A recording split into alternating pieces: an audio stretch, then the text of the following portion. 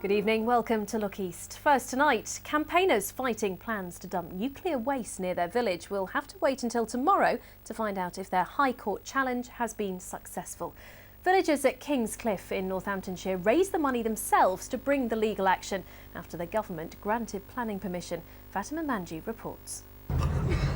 We'll stand in front of the court with our banners. A village mobilised for what could be the final battle to stop low-level nuclear waste being dumped near their homes. We are quietly confident. We've taken this a long way and we've won several battles along the way, and we hope to win this one too. The battle centres around this site. Waste company Augean says the radioactive waste from old power stations and hospitals is safe. Villagers don't agree. The Cliffe Waste Watchers first began their campaign 2 years ago. In March 2010, celebration as Northamptonshire County Council rejected the plans. But Augean appealed and a public inquiry was launched. Campaigners then held referendums to prove the community was against the plans. But in May this year, the Secretary of State, Eric Pickles, allowed the plans to go ahead. I think people felt so angry they'd expressed their views clearly in every possible democratic way they could. Still, government didn't take a blind bit of notice.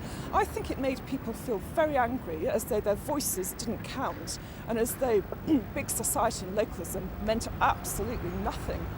Now in court today, lawyers for all sides have been discussing the technicalities of a planning law. If it's found that wasn't followed properly, Augean may not have permission to dump nuclear waste at the site.